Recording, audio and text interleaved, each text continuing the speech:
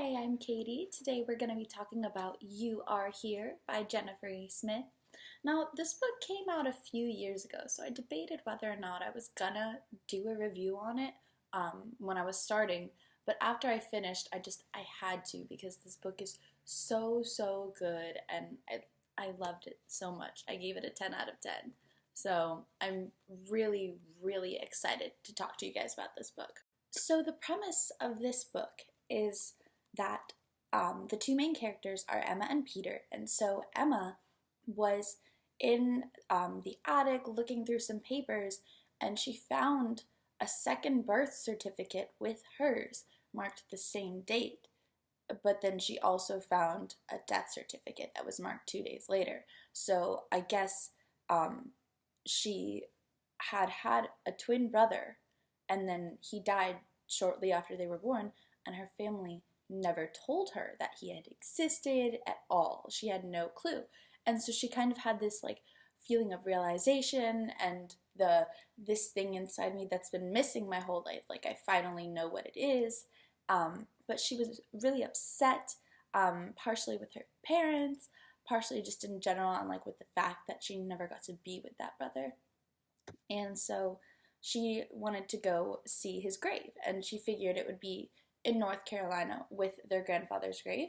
She was currently living in New York, and so she stole her brother's car and got ready to head down to try to find it. Peter, the other protagonist, is this kid who's obsessed with travel and seeing the world and geography, and him and his father don't really get along very well because his father loves the town that they're in and he doesn't ever want to leave, and he doesn't ever want Peter. He like thinks that town is the best, so why would you go anywhere else? And he feels like personally offended at the fact that Peter is not wanting to stay there forever with him. Like Peter has like planned on applying to colleges elsewhere, and it really offends him. But also Peter himself feels like his dad is trying to trap him or doesn't want him to get to see the world. So after him and his dad get in a huge fight the next day, since his father is a police officer, they have a bunch of cars that are impounded in their second driveway. I don't know. But so he sneaks one of the keys to one of the cars from his dad's stash and takes the car. And while he's driving, he gets this call from Emma because the day before they'd had this kind of joking, kind of serious conversation about whether when she left, like if he could like come with her or whatever. And so he gets this call from Emma and she says, "Hey, this is where I'm at. Can you like come pick me up, and like will you come with me?" And for some crazy bizarre reason he says yes. And even though that's kind of an insane premise, it was so fun. They have a lot of adventures, and obviously it's Jennifer E. Smith, so you know there's gonna be some romance, but like that's not the point in this book. Like in a lot of her other ones, it is, but not this time. This time it's kind of like finding yourself and like family, and kind of the way that like families tend to not say what they mean even when they're not like intending to hurt you. I definitely did a lot of highlighting in this book. There were some really great quotes and just thoughts that I totally agreed with and had never put into words. There were a lot of really great character growth moments, especially, which I think with this particular plot, of course, you expect that, but I just thought she did a really great job of writing it.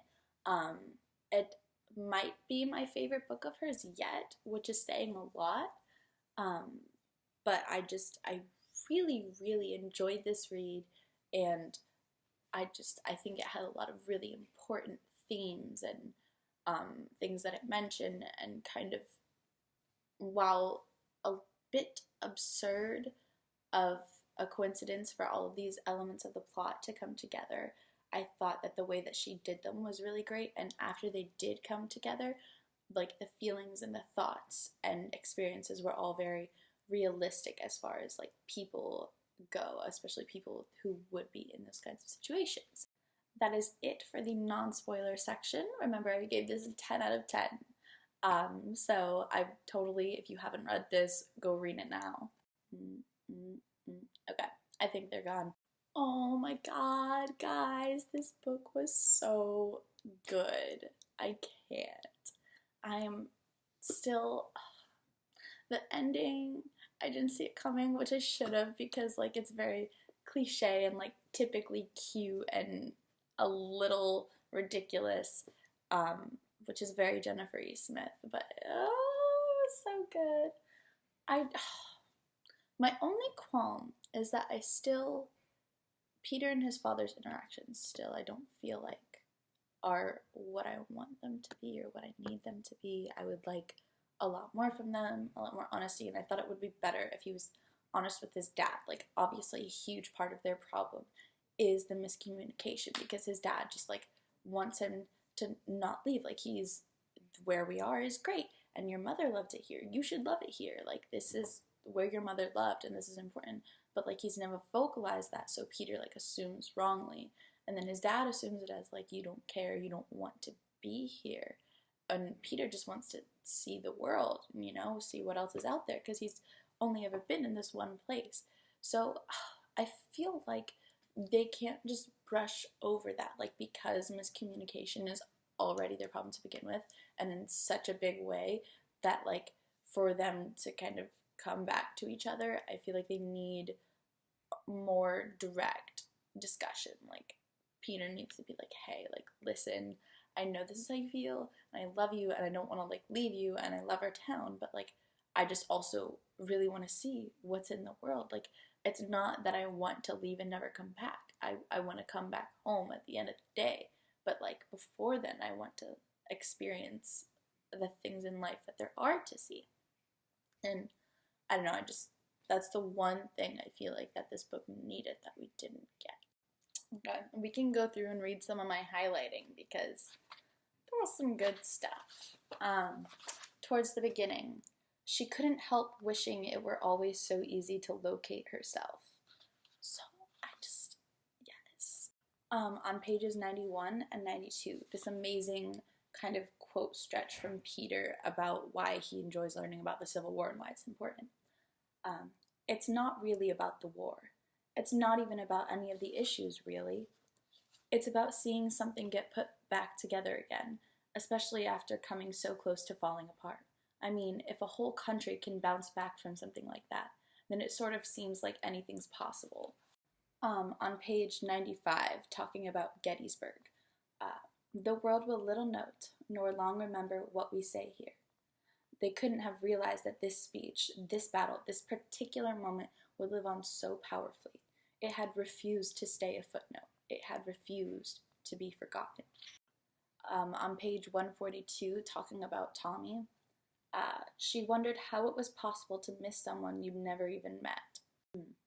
On page 206, right after her and Peter's fight, Emma says, "Wasn't it just so typical that all the things you never really meant to say were the very ones that came back around to you in the end?" And on page 207, "But cemeteries are like mousetraps for memories, catching grief by the tail before it knows what's what."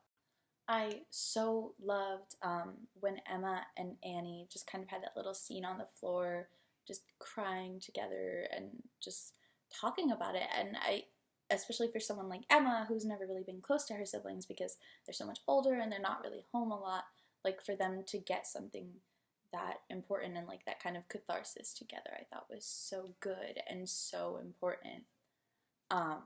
The almost kiss, and oh no, why?